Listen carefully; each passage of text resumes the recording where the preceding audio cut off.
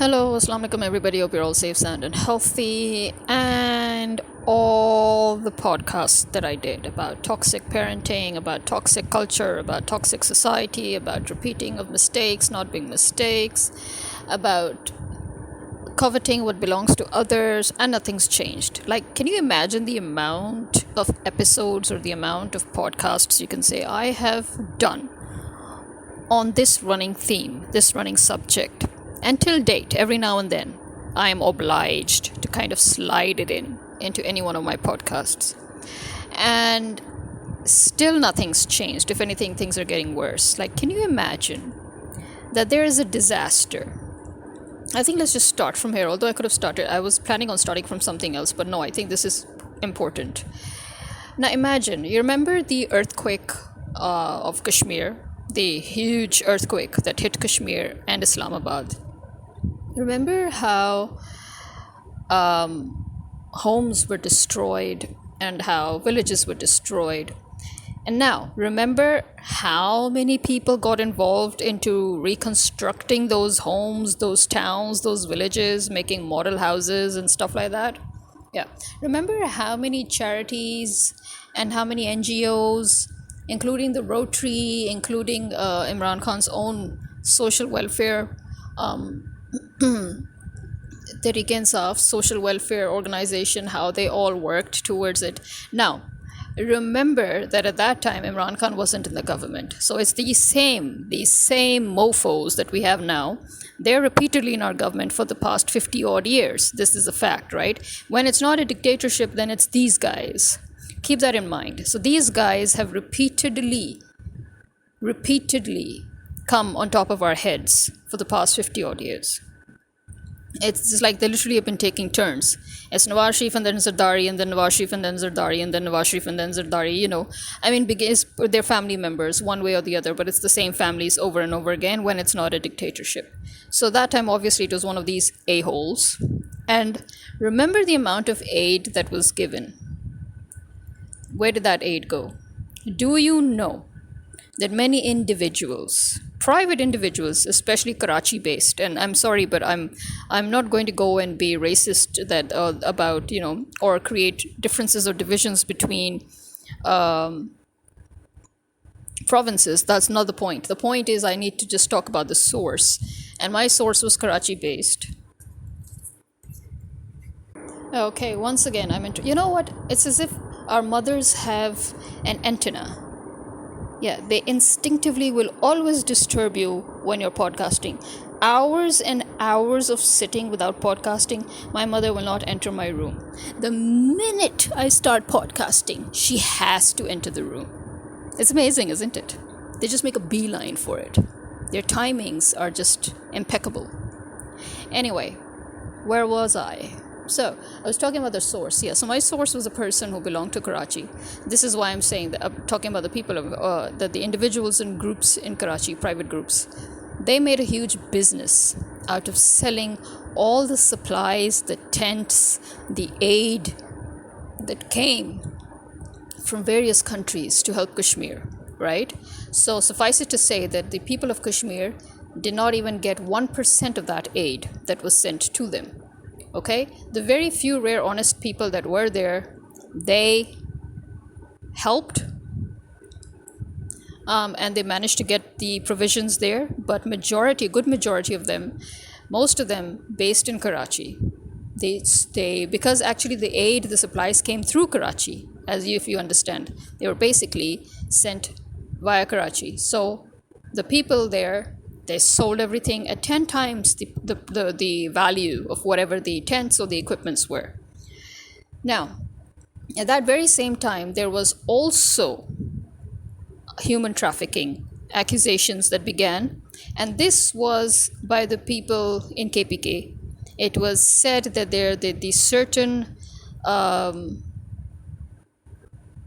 that there was a certain group that suddenly emerged in KPK that decided to do human trafficking while pretending to help these people who were victims of that natural disaster in Kashmir. How much of it is accurate, I do not know. But I do remember that this too was something that, created shockwaves in the whole country. People might like to blame the Afghans for that because we love to blame the Afghans for anything and everything that is shockingly illegal. But the truth is, we don't know. Okay, since KPK's, people were accused. I mean, people from the KPK were accused of this. We don't know if they were basically Afghans, because we know a huge number of Afghans have immigrated and settled in Pakistan, both legally as well as illegally. We all know about that. So this was, in those times when people had not yet started deporting Afghans, because for decades we've allowed them to just come and go as they please, because we have always given them this lax, you can say, this leniency, thinking that they're going through so much in their own country. So that's why we've never ever been strict about them, about deportation and all, until recently, right? Now, there was these two things occurred. What our government always does, and did even that time, was they went and they begged for money. And to be honest, they didn't need that. What I'm going to come to now is, to be very honest, our government doesn't need all that money that it goes and begs for, because our own people abroad and within Pakistan, we manage to put together a huge amount of money every time there is such a disaster, every time there is such a problem. And we tend to help our own people. And Imran Khan, if you remember, also put that on the record when he mentioned how Pakistan was one of the largest charity givers. The Pakistanis are the largest charity givers in the world. So Pakistan is basically a country that has the largest charity giving, number of people in the world. And it's true. Because, as I said, we all come together, and we try to aid and help everybody who is in distress. And our overseas Pakistanis obviously come together with us and help, because their families are here who get affected and everything. There is a lot of sympathy, a lot of empathy that people have during these times. So for us, it's very, very shocking when we see such things happening. But obviously it's no longer shocking because it has happened so many times. When it comes to the government, we're never shocked, because, as I said, in that case especially, this is what has been going on for decades. They go with their begging bowl, they beg for all that money, they pocket all that money. Not a cent of it goes to the people in need. And as I said, we don't even need that. We ourselves can do enough. In fact, what the government does is that it impedes on our work. And recently, as you can see, they very openly, very shamelessly, very blatantly impeded on our aid work in these floods. Now, again here, we have recently heard that all this devastation, all this flooding that has occurred in Punjab, and yet within Punjab, there are people who are going back to the flooded areas and trying to sift for missing treasures like jewelry and gold and silver and all, but especially gold, because it's all about gold jewelry here, right? So people are literally going and trying to sift through the water to look for something that can be valuable for them to sell. Imagine the shamelessness. And then our people sit and wonder why our country is going through all this. Remember, God has throughout history reminded us that when we go too far, He will start sending us plagues and typhoons and natural disasters, and He can even wipe out a whole nation, which He has done time and again. And this is a fact. What science does is science just explains how God manipulates, how the molecular activity gets manipulated, how the mass gets manipulated, how the water cycle gets manipulated, whatever. Science just explains the logic and the practicality of how things are done. But why is it done? That's where religion comes. Like it or not, we have a God, okay? No matter how much you throw a tantrum, no matter how much you try to pretend there is no God, believe me, there is one, okay? Much to your chagrin, I might add. And because listen, here's common sense. If there was no God, we wouldn't be getting born into this world and we wouldn't be dying.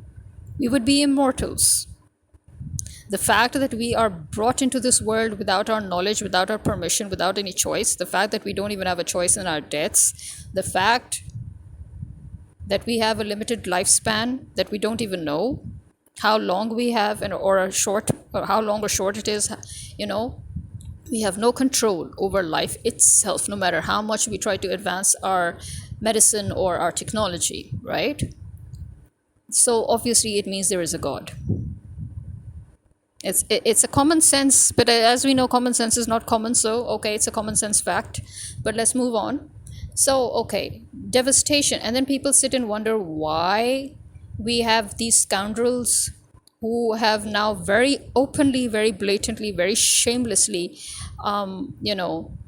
committed treason and are continuing to commit treason against the people of Pakistan. We're wondering why. Well, the answer we already know, because the answer was given to us thousands and thousands of years ago when God said that you will be ruled by people who will represent you truly. Whatever you become as nations is the kind of people that I'll put above you to rule you. What have we become as nations? We are stealing aid, we are selling aid, we are stealing money and charity. We're going back to flooded areas and looking to see if anybody has left anything valuable behind that we can sell. Like, you're serious? Listen, again, I know that there's another thing which psychology likes to come in and butt in and say, and I'm all for psychology normally, but seriously, where it butts in and says that, oh, you know what, in fact, it's not even psychology. I think this is just our day-to-day psychology, that mantra that we keep on saying to make ourselves feel better, is that when you're poor, then having faith is a luxury. And when you're poor, then dignity is a luxury. And when you're poor, then honesty is a luxury. But that's wrong. That is absolutely wrong. If anything, that is the real test. You see, if you know that there is a God above, if you claim to be a Muslim or a Christian or a Jew, and if you know that there is a God above, and if you know that we have to die and then give account of all our doings, all our actions in this world, once we go back up there to wherever we came from in front of God. Now, if we know all of that, and then we say, oh, but you know what, God will forgive us because look at the situation. To us, dignity, self-respect is a luxury. To us, thinking about honesty is a luxury. We are dying out here. We don't have any money out. Well, you know who else is dying out there? The people whose valuable stuff you're trying to steal. After all, they got affected too. They are also drowned. They've lost everything too. And now you're going and looking to see whatever it is that you can cause them more loss. And then you sit and wonder why God has sent down floods upon us. In India, well, they don't even believe in but although they do say that they believe in about 300, was it, main gods, or 30 main gods, and the rest are their helpers or whatever, I don't know. But the point is that they do believe in multiple gods, like the ancient Greeks. But they were thinking that they were above their own gods then, it seems, when they thought that, oh, we're going to hoard all this water, we're going to cut off the water. And remember, in my previous podcast, I had already said that it's impossible. You don't have a choice, because when it starts raining, when the monsoon hits, you will have no choice but to open the floodgates. Remember I said that? Now monsoons hit, the floodgates are open. Where's all that water India wanted to hoard? Instead, India flooded its own Punjab region, and it had no choice but to announce to Pakistan that, guess what, we're overloaded. All our dams, all our projects, all our God complexes have gone down the red drain, and we cannot hold this water. Our barrages are, some of our old barrages are sort of breaking down, and we have to now open the floodgates and this and blah blah. And okay, so and as I said, it's logic, it's pure logic. India is upstream, Pakistan is downstream. Water always comes from up to down, it flows downwards, and then it will go into the sea. Pakistan too in turn has to open its floodgates, and all the rivers that are overflooded in Punjab, they will now be directed, once the floodgates are open, they will be directed down to Sindh, the river Indus, and then from there to the sea. That means, because of the ongoing rains, which, by the way, I guess I was right after all, the rains are expected to continue until the 10th of September at least. So now imagine these rains that are coming, even though they're not so torrential and they're okay, they're normal and all, but they're just building up to the added build up. Okay, In India, I think there the rains are pretty heavy. In Pakistan, at least in Punjab side, the rains are no longer heavy. They're on the lighter note. But in other parts of Pakistan, maybe they're expecting heavy rains again. But I don't know. In India, they are getting heavy rains from what I heard on Kashmir side. And so now imagine that these rains are going to accumulate, right? And so floods will again, now Sindh is getting ready for a bit of a flooding. So you cannot blame India completely because, as I said, Pakistan being downstream, the onus is on Pakistan to have upgraded the canal network, which right now we could have used. We have the largest canal network in the world, and yet we cannot even use it to direct and contain floods. Seriously? That is one of the basic factors of a canal system, by the way. And yet we can't because we feel that it cannot hold the volume and the speed of the water. Okay. Upgrade your canal networks, branch out some more, which is again something that Imran Khan was working on. So let's not go there again, because again, this is something that tells you actions speak louder than words. This government, every single action of this government has shown you that this government wanted you to flood. When they shut down all the projects that Imran Khan was working on to prevent this particular flooding, then it's understood. As I said, it's actions speak louder than words. You can go on and yap for days on end. Nobody cares. It's what you're doing. What you're doing, that's what matters.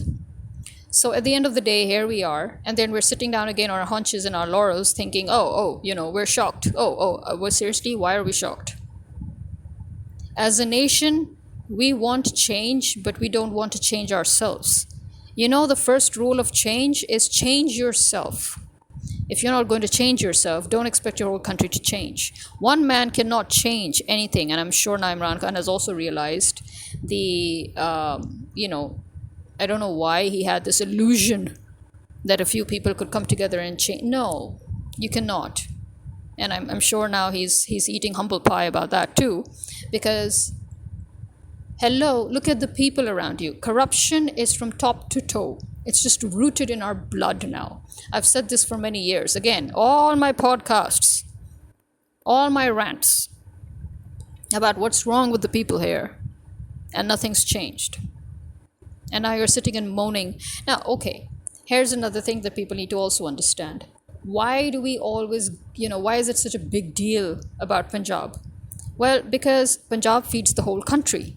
It is the largest producer and exporter of food and raw materials. Now imagine, Punjab is the one that is feeding this whole country. Punjab right now is flooded. That means that the Punjab's farmlands are flooded.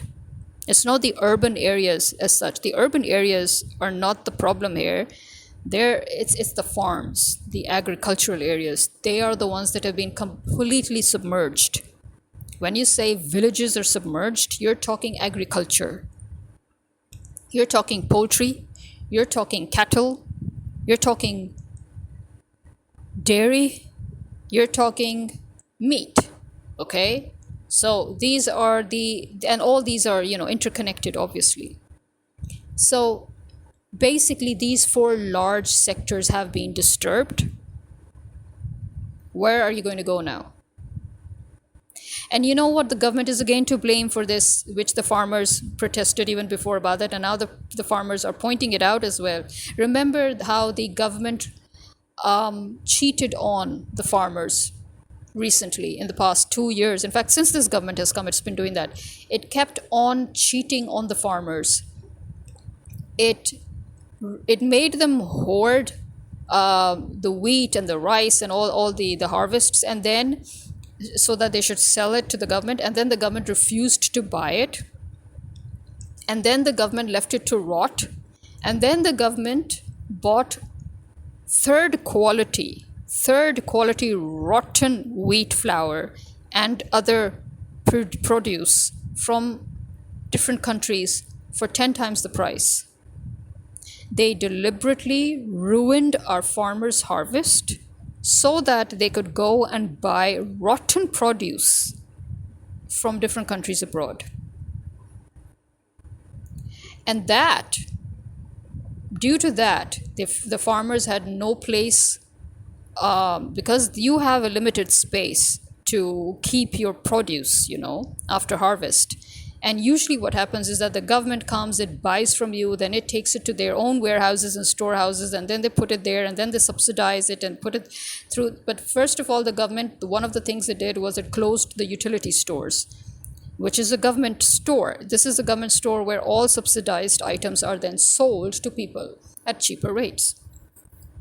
And other products as well, not just subsidized, but so the whole point was that people should have access to everything in government stores, and that was the utility store chain, and the government went and closed that down. Now you can imagine then, and then the government again refused to buy from the farmers, which is something that every government in every country always does. That is how you maintain your harvest, that is how you maintain your exports, that is how you maintain your GDP. And the government deliberately ruined all of that. And so the farmers had no place to keep the stuff, and it just, and they had no place to store their stuff adequately. And now everything has gotten flooded. Whatever they did manage to store, whatever they did manage to save, is now flooded. All of this chain of consequences, as you can see, every single disaster right now that people are going through, you can pinpoint the source.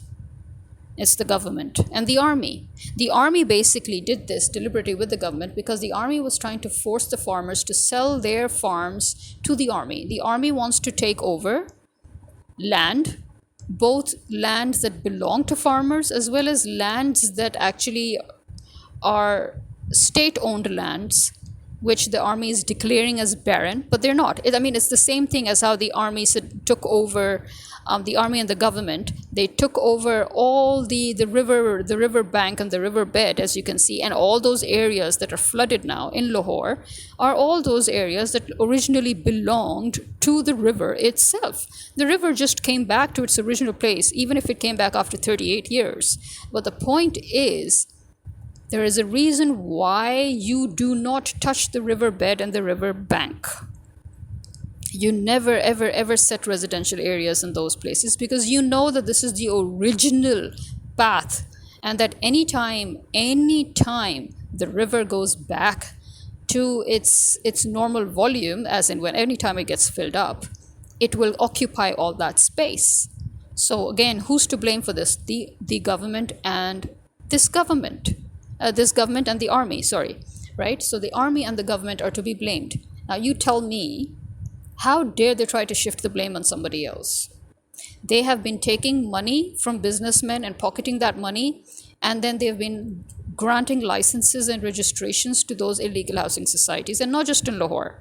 What we're trying to say is they've been doing this in any and every potential area that normally you're not even allowed to have residences, like near the airport. All the societies that are near the airport, they belong to family members and political party members of Nawaz Sharif. On the other side of Sindh, all the water mafia is under Zardari. The water mafia is under Zardari, the land mafia is under Zardari. In Punjab, the land mafia is Nawaz Sharif and his family. Now you can imagine, they and the army have encroached upon every land possible. And then they want to now, in the name of green culture and in the name of agriculture, they're trying to encroach upon lands in which they actually should not be doing anything. Because first of all, the army as an organization is not even allowed to get into business. Why is the army having a business? It's just like politicians and the army organizations, law enforcement organizations, they are not allowed to have another private business. So why has the army got businesses, and why have we tolerated that? And then you wonder why now they want to encroach upon your lands and steal your lands. It's obvious. You let them have a cement factory, and then you let them have a cornflakes factory, and then you let them have beverages factories, and then you let them, they are already taking, now they're eyeing the Telenor. Remember the same Telenor that had the scandal that it had given the army the rights to record the Telenor consumers' calls and messages. And then when the Telenor company was called to court, and when they were put on trial, and when they were demanded by the judge to come to court, they announced that they were winding up and leaving the country, leaving their customers, high and dry. And now, is it a surprise that the army now wants to buy Telenor? They worked with the army with this same understanding. It was obvious. And again, here's the problem. Pakistan does not seem to have any idea of what cancel culture is, which normally is a good thing, because cancel culture in Korea and in other countries is very toxic, extremely toxic. One would think that this is a very surprisingly mature attitude that Pakistanis have always had, right from, even before Pakistan was Pakistan. But this part, which is now Pakistan, the people have always had this weird thing where they are extremely tolerant and they do not care for cancel culture. But you know what? There are times when you really need to stand up, okay? Especially when it's very, very obvious. Like, here, you should have boycotted all products of the army, which only recently, when the army started its atrocities, people did begin to get up and talk about it, that we need to boycott all army products. Thank you very much. But now, you know what? You should have boycotted Telenor when the Netherlands scandal began, where, I mean, so many Muslim countries all over the world, they boycotted Telenor, except Pakistan. I've seen there were still so many users in Pakistan who used Telenor, despite the fact that Pakistan was the one that claimed to be very, very agitated, and you were leading protests on the streets about how dare Netherlands make cartoons about the Prophet. If you really cared so much, the first thing you would have done was to ditch Telenor. But no, many Pakistanis were still using Telenor. That was the time when you were supposed to boycott Telenor, by the way.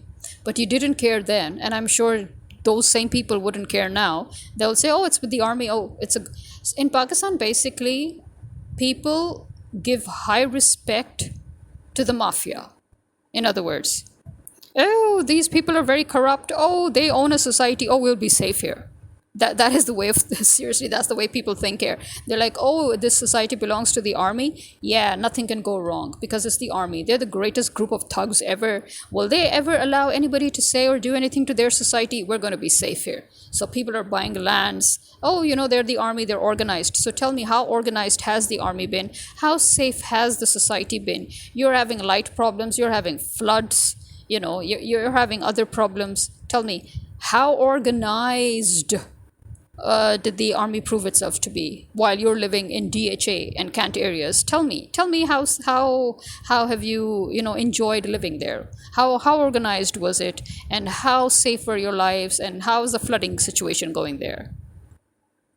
It's the same thing with with the other illegal societies. Basically, it's like, as soon as they knew that, oh, a particular person who belongs to the current government, which is Nawaz Sharif's government or Zardari's government, oh, they're part of the land mafia. Oh, well, they're the land mafia, so that means they are the ones kicking everybody out. Nobody can dare kick them out. It's safe to make a house in their colonies, and now you're all flooded. I mean, and now when it comes to other cities in other parts of Punjab, it's not even about floods there. In their cases, it's just straight away land encroachment of agricultural areas. And again, DHA is trying to expand while taking over agricultural areas and putting them into residential areas, which is illegal. The whole problem here in Pakistan is that Pakistan was a naturally green country, and you are deliberately deforesting it. You're deliberately removing all the green from Pakistan, which is going to add to both your flood factors as well as your water shortages. Yes, the two complete contrasts are going to be expanded on. Okay? These are going to be implicated in the worst way possible, because these are your natural barriers and your natural sources. The green in Pakistan is what has never allowed your water levels to go down, and it is also what has never allowed your floods to get to such a devastating point.